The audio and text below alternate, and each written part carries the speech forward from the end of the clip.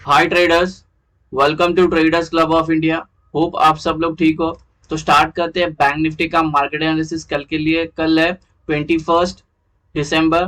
तो कल का हम pivot, non trading zone, neutral point, support and resistance, price action and OI data discuss करते हैं और हमारा कल का सेटअप बनाते हैं। और जहाँ पे ट्रेडिंग अपॉर्चुनिटी मिलती है वो लेवल सारे मार्क करते हैं और वैसे अकॉर्डिंगली ट्रेड करते हैं। वीडियो स्टार्ट करने से पहले आपसे रिक्वेस्ट करता हूँ, अगर आप चैनल पे नए हो तो प्लीज चैनल को सब्सक्राइब करना और बेल आइकन को हिट करना, जिससे मेरी सारी वीडियोस की नोटिफिकेशन आपको समय पे मिलते रहे। बैंक निफ्टी ने भी आज भारी गिरावट दिखाई, ऑलमोस्ट 425 पॉइंट्स की गिरावट देखने मिली। ये भी बहुत साइडवेज थी। बाद में जब ये लेवल ब्रेक हो गया 47,800, जो प्रीवियसली बहुत क्रूशियल सपोर्ट एक्ट कर रहा था, वो लेवल ब्रेक किया बड़ी कैंडल के साथ। उसके बाद जो गिरावट देखने मिली और ऊपर से इसकी आज एक्सपायरी भी थी, तो दोनों इफेक्ट साथ में हुआ। कुछ ग्लोबली न्यूज आया इंडिया का एक पार्टी से रिलेटेड, तो उसके रिलेटेड कुछ इश्यू हो गया, तो ये मार्केट भारी गिरावट देखने मिली हमें। अभी हम डिस्कस करते हैं हमारा इंटरडे सेटअप। छोटे टाइम फ्रेम पे आ गए हम। तो ये हमारा कल का न्यूट्रल पॉइंट आया है, तो ये भी लगभग 200 पॉइंट का है। तो कल जो भी निफ्टी और बैंक निफ्टी कल के जितने भी मूव हो गए सब बड़े बड़े मूव हो गए। मेरा बोलने का मतलब है कि कल अपने एसएल भी बहुत बड़े होंगे, ठीक है। तो रिस्क संभाल के ट्रेड करना। जहां पे लोग 60 पॉइंट लेते हैं, कल हो सकता है 100 पॉइंट निफ्टी में लेने पड़े और बैंक निफ्टी में 200 पॉइंट भी जा सकती है, क्योंकि इतनी वॉलेटिलिटी हाई होगी। क्योंकि आज का जो मार्केट है उसने पूरा वॉलेटिलिटी पूरा ये कर दिया। इंडिया विक्स भी 4% से ऊपर गई है, ठीक है। तो ये पूरी रेंज की जो वैल्यू है 47,500 से लेके 47,700। अभी रेजिस्टेंस लेवल इसके 5 रेजिस्टेंस आए कल के लिए भी। तो ये रेजिस्टेंस 1, इसके अंदर ये नॉन ट्रेडिंग जोन है और ये पूरे नॉन ट्रेडिंग जोन की वैल्यू है 47,870 से लेके 47,956। रेजिस्टेंस 2, इसके अंदर आया है प्रीवियस डे हाई। ये एरिया नॉन ट्रेडिंग जोन होगा और ये पूरे नॉन ट्रेडिंग जोन की वैल्यू होगी 48,130 से लेके 48,234। रेजिस्टेंस 3, नॉन ट्रेडिंग जोन, ये नॉन ट्रेडिंग जोन की वैल्यू होगी 48,472 से लेके 48,592। रेजिस्टेंस 4, नॉन ट्रेडिंग जोन, ये नॉन ट्रेडिंग जोन की वैल्यू होगी 48,817 से लेके 48,945। आखिरी रेजिस्टेंस 5, नॉन ट्रेडिंग जोन, ये नॉन ट्रेडिंग जोन की वैल्यू होगी 310। ये 49,210 से लेके 49,310। सपोर्ट लेवल डिस्कस करते हैं। यह सपोर्ट 1, इसके अंदर आया है प्रीवियस डे लो। ये नॉन ट्रेडिंग जोन है पूरा एरिया। ये पूरे नॉन ट्रेडिंग जोन की वैल्यू होगी 47,087 से लेके 47,203। सपोर्ट 2, नॉन ट्रेडिंग जोन, ये नॉन ट्रेडिंग जोन की वैल्यू होगी 46,750 से लेके 46,874। सपोर्ट 3, नॉन ट्रेडिंग जोन, ये नॉन ट्रेडिंग जोन की वैल्यू है 46,368 से लेके 46,494। सपोर्ट 4, नॉन ट्रेडिंग जोन, ये नॉन ट्रेडिंग जोन की वैल्यू होगी 46,026 से लेके 46,149। सपोर्ट 5, नॉन ट्रेडिंग जोन, ये पूरे नॉन ट्रेडिंग जोन की लेवल है, जोन है 45,677 से लेके 45,797। ट्रेडर्स, हमारा सपोर्ट, रजिस्टर्स और न्यूट्रल पॉइंट डिस्कस हो गया। कोई रेंज समझ में नहीं आए तो वीडियो को वहां पे पॉज करना और वो रेंज आप प्लॉट करके लेना।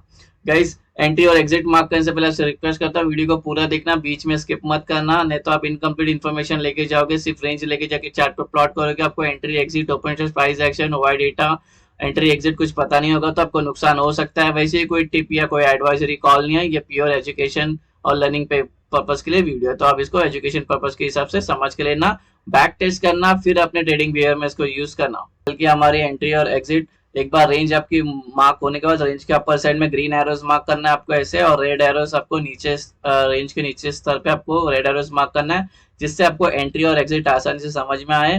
ग्रीन का मतलब हमें बाय करना है, लॉन्ग होना है, और रेड का मतलब हमें सेल करना है, शॉर्ट करना है। अभी डिस्कस करते हैं फ्लैट ओपन। अगर यहाँ पे फ्लैट ओपन होती है मार्केट, ठीक है, और ओपन होने के बाद तो पहला प्राइस को यहाँ पे यहाँ आना मांगता है या तो फिर यहाँ पे आना मांगता है। उसके बाद सस्टेन करनी चाहिए प्राइस 15 मिनट्स या 15 मिनट्स के ऊपर कितने देर भी सस्टेन करती है। फिर उसके बाद ऊपर का ब्रेकआउट करते तो ऊपर का ट्रेड लेंगे, नीचे का ब्रेकडाउन करते तो नीचे का ट्रेड लेंगे। सेम यहाँ पे भी, यहाँ फ्लैट ओपन होती है और इसके अंदर आती है नॉन ट्रेडिंग जोन में, सस्टेन करती है 15 मिनट या 15 मिनट के ऊपर। उसके बाद ऊपर का ब्रेकआउट करिए तो ऊपर का ट्रेड, नीचे का ब्रेकआउट किया तो नीचे का ट्रेड लेंगे, ठीक है। और ऊपर के ट्रेड के ऊपर के सारे लेवल होंगे टारगेट, नीचे के ट्रेड के नीचे के सारे लेवल होंगे टारगेट। फिर डिस्कस करते हैं गैप अप। अगर एक गैप अप होती है, सपोज टेक्निकली यहाँ पे गैप हो जाती है, अगर एक gap up non trading zone में होती है तो हमारा जो पैटर्न है, हमें सेटअप जो हमारा 15 मिनट सस्टेन होना चाहिए। 15 मिनट्स के बाद ऊपर का ब्रेकआउट करे तो ऊपर का ट्रेड, नीचे का ब्रेकडाउन करे तो नीचे का ट्रेड। अगर ये गैप अप होने के बाद गिरना स्टार्ट करती है या और ऊपर जाना स्टार्ट करती है तो ऐसे में हमारा ट्रेड नहीं बनता, हमें वेट करना है प्राइस को नॉन ट्रेडिंग जोन पे आने का। नॉन ट्रेडिंग जोन के बाद आने के बाद हम फिर प्राइस सस्टेन होनी चाहिए उसके अंदर 15 मिनट या 15 मिनट के ऊपर कितने घंटे भी, उसके बाद फिर जहां ब्रेकआउट करेगी वहां का हम ट्रेड ले लेंगे। ठीक है, तो अभी एग्जाम्पल के लिए ये होती है गैप अप और ये ऊपर जाती है, यहाँ पे रेजिस्टेंस मिलता है उसको, रेजिस्टेंस मिलने के बाद ऊपर का ब्रेकआउट करे तो ऊपर का ट्रेड, नीचे का ब्रेकडाउन करे तो नीचे का ट्रेड। अब डिस्कस करते हैं गैप डाउन। अगर ये गैप डाउन होती है इसके बीच में तो ऑफकोर्स प्राइस को हम कोई तो नॉन ट्रेडिंग जोन में आने के बाद सस्टेन होती है 15 मिनट, उसके बाद ऊपर का ब्रेकआउट करे तो ऊपर का ट्रेड, नीचे का ब्रेकडाउन करे तो नीचे का ट्रेड। ठीक है, अगर ये गैप डाउन होती है S2 के अंदर, बस थोड़ा सा प्राइस सस्टेन करनी चाहिए, सस्टेन करके फिर ऊपर का ब्रेक करती है, सस्टेन करके ऊपर का ब्रेक करे तो ऊपर का ट्रेड, नीचे का ब्रेक डाउन करे तो नीचे का ट्रेड। सिंपल है। अगर गैप डाउन होने के बाद और ऊपर आती है या फिर और नीचे जाती है तो हमें ऐसे में वेट करना है, प्राइस को नॉन ट्रेडिंग जोन पे आने देना है। ठीक है, कहीं पे तो उसके बाद ही हम कोई तो नॉन ट्रेडिंग जोन पे आने के बाद प्राइस सस्टेन होने के बाद ब्रेकआउट करेगी तो हमारा ट्रेड वहां से इनिशिएट होता है। एग्जाम्पल के लिए गैप डाउन होती है और ये अपना एरिया ऊपर जाती है, ये पूरा एरिया कवर कर लेती है तो इसको यहाँ पे एक नॉन ट्रेडिंग जोन मिल जाता है, यहाँ पे सस्टेन करती है S1 के अंदर। ऑफकोर्स ये S1 है, ये नीचे अगर ओपन हो तो ये रेजिस्टेंस भी एक्ट कर सकता है। ठीक है, तो यहाँ पे अगर 15 मिनट या 15 मिनट के ऊपर सस्टेन करता है, उसके बाद ऊपर का ब्रेकआउट करे तो ऊपर का ट्रेड, नीचे का ब्रेकडाउन करे तो नीचे का ट्रेड। फ्लैट ओपन का डिस्कशन हो गया। ठीक है, और गाइस ओपन इंटरेस्ट डिस्कस करते हैं, ओपन इंटरेस्ट का डेटा। उससे पहले आपको रिक्वेस्ट करता हूँ कि इससे रिलेटेड एक वीडियो है, जो मेन वीडियो है ये सेटअप में कैसे बनाता हूँ, इसमें मेरे 2 साल की बैक टेस्टिंग की है, बुलिश ट्रेड कितने ट्रेड कैंडल पे एंट्री लेना है, बेरिश ट्रेड कैसे लेना है, प्राइस एक्शन का कितना इंपॉर्टेंस है और प्राइस एक्शन कब यूज करना चाहिए सेटअप के अंदर, ये रेंज कैसे नॉन ट्रेडिंग जोन मार्क किया जाता है, वो सब कुछ इन डिटेल मैंने ब्रह्मास्त्र स्ट्रेटेजी करके लिंक डिस्क्रिप्शन में मिल जाएगा, उसी से ये सेटअप बनाया गया है।